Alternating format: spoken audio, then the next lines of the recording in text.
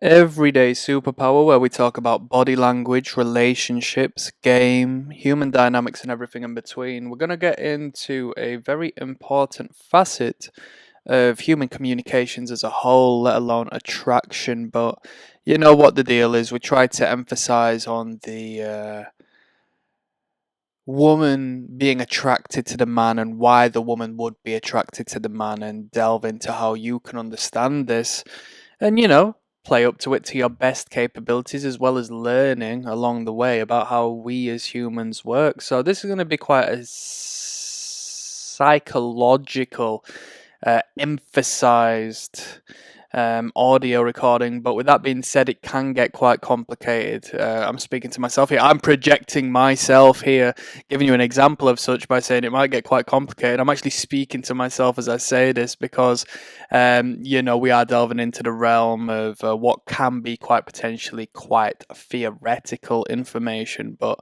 I don't want to apply it as such. I want to give it to you more so in a metaphorical sense, in a generalized sense, so you can understand how this is. So, this will go quite deep. It will tie psychology, spirituality, as always, and a touch of evolutionary psychology into the mix. Okay, so I'm going to start by saying this. We're going to talk about how people project their desires onto others, how she projects her desire onto you. And what does this mean, you may ask? Well, listen. Attraction is rarely about who you are, all right?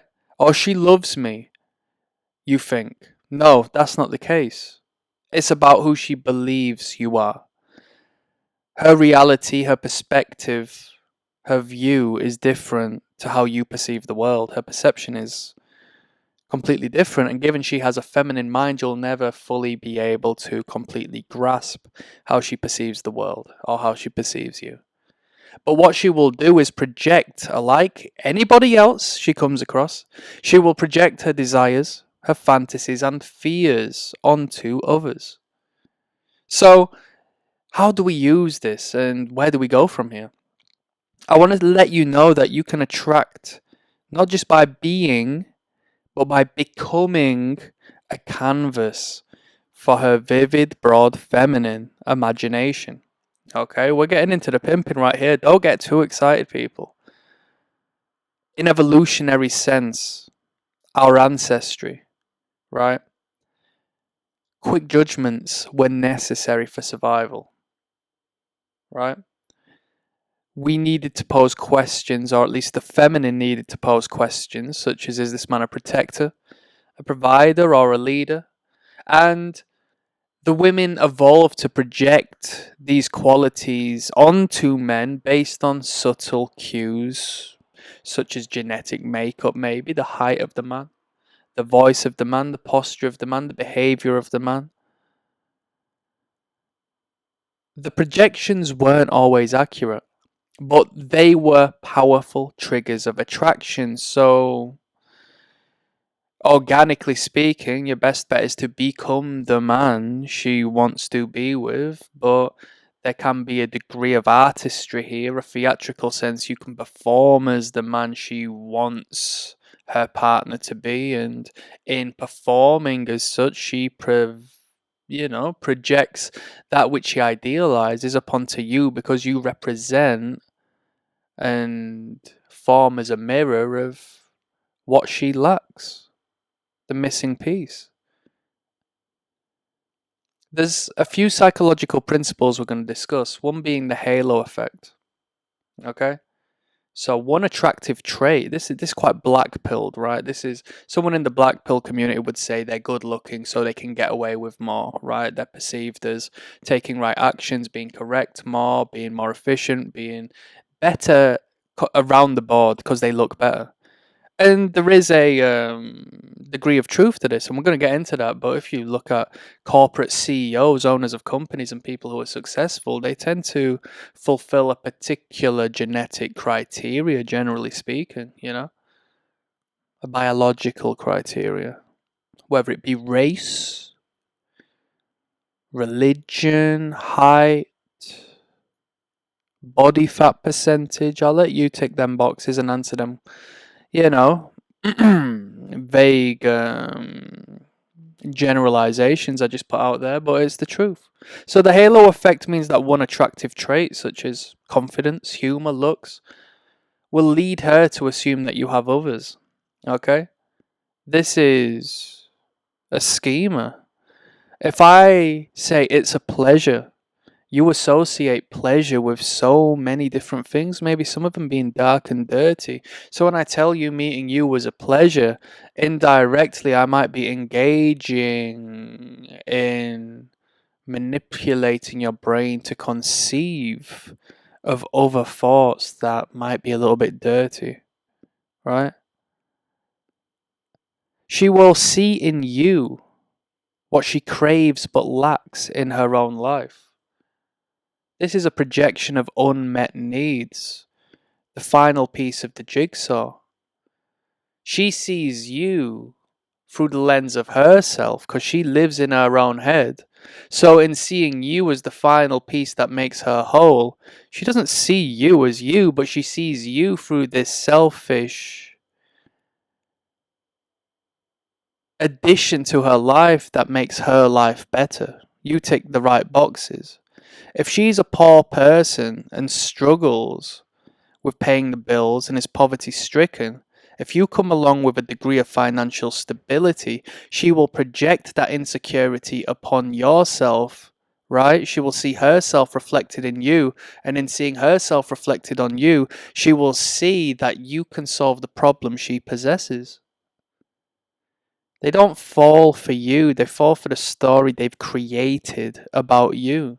This is why it intercorrelates with mystery and absence and saying less than necessary.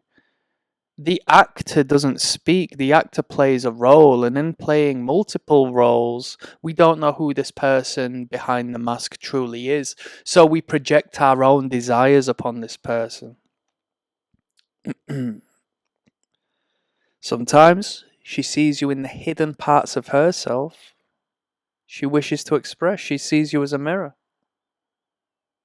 Now, in order to sort of have a little bit of fun with this, you as a man can be suggestive and not fully explanatory. You can allow her to come to her own conclusions. Let her imagination do the heavy lifting. And in doing this, this is quite important. The ambiguity and the generalization of speech is a very good means of communicating full stop generally. If you don't want to convey a great depth of information, you might as well create a canvas for them to express themselves and paint themselves upon. They'll be fulfilled by it, right? Although, when you initially get into it, which learn from me, you do get to a point where women will blatantly tell you, you never answer a question directly. I had that when I first started trying to run this game, you know? But it stirs interest, stirs intrigue. I never really know the real him. And as opposed to being frightened by it, she's seduced by it. She's attracted to it. She wants to work you out. She's a human being. She might be female as opposed to you being male, but she still shares the underlying relationship of having a human identity. And that human identity has a survivalistic protocol, which means we need to recognize patterns and we need to understand whom we are dealing with. And given that we don't, it creates a degree of anxiety but attracts our attention to that entity. The more she fills in is a direct correlation to the less you explain. The silence works wonders.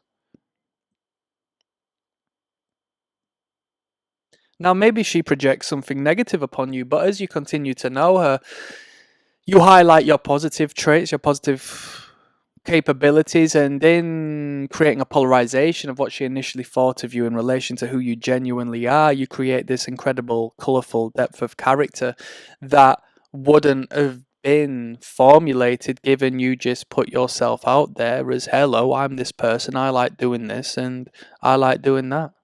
Boring. I understand you. You've tried to sell yourself to me. You're low value. You need to create moments where she invests her own interpretation of your intentions. What did he mean by that? Was he insinuating something there? And as she runs around circles trying to understand you, she falls deeper and deeper under your hypnosis. And I'm not saying this to be in any way manipulative, people. I'm just speaking of the psychological elements of communication that those in power understand, those in media understand, those in entertainment understand, those who might be a woman applying this to seducing the masculine would understand.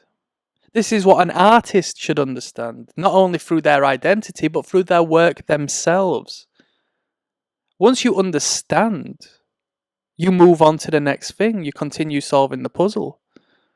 But if you can't understand it, you can create and project a new feeling dependent on your state of mind each and every time you approach and try to make sense out of what's before you.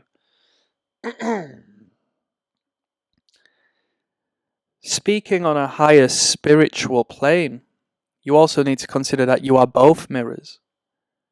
She sees in you what's inside of her, maybe what she's repressing that she's not aware she has herself, but she projects it upon you. And likewise, as you look at her, indirectly you are seeing yourself reflected back. The words you say have a direct transactional response from her, whether she chooses to verbally respond or not. How you engage with that mirror gives you food for thought of who you are, that you can't identify yourself. Your ego protects you. So sometimes the hard pill to swallow will be provided to you from that other person that stands before you. When you hold a strong masculine energy, you allow her to project her feminine longings freely, and you should ensure that you don't shatter this illusion. You want to let projection build a degree of intimacy before reality grounds it. As she projects herself onto yourself, you need to acknowledge the fact that what she sees in you is something she loves so, so dearly, and that's herself. And you might say, well, people don't just love themselves. Trust me, she gets up on a morning,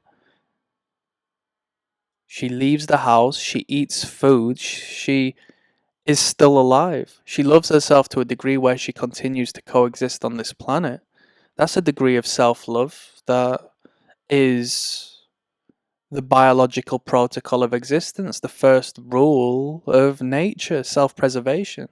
She can preserve herself, she loves herself to a 100% degree. Maybe not 110% or 150, but the very basic showcases that she loves herself to an extent where she keeps herself alive. And when she looks at you and projects her own imagination and wants and needs and lacks upon you, she sees something that she values so dearly, and that's her before you.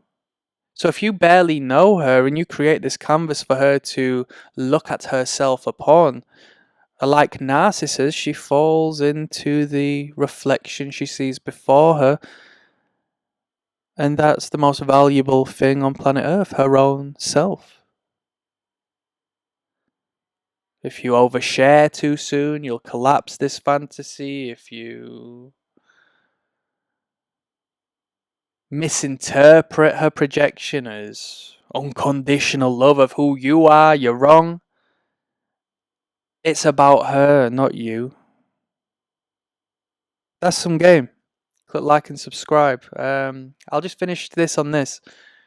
You need to understand that attraction is half reality and half illusion. Alright? Yes, we might exist in the material plane, but we both have brains, we both have minds, we both have a conscious which may stem from a higher source. Take that into consideration. When you're confident, mysterious, and you're driven with purpose and you don't give the whole story away, you will give her mind a canvas to project onto. And in her projections, you can hear what she says, and opposed to you finding yourself in her and directly looking and gazing upon your mirror, you should rid of that mirror and see who she is and what she's projecting upon you, because that's the real self she unconsciously doesn't pay attention to. Guide her to project herself upon you and be ambiguous, yet leading to the degree where you can create of yourself this ethereal, elevated, pedestalized, beyond human identity that she absolutely adores. You're a working piece of art. She won't fall in love with you, she will fall in love with the version of you they have created in their own mind. You can do yourself a good job by planting the seeds. That's game. I'm signing out. Peace.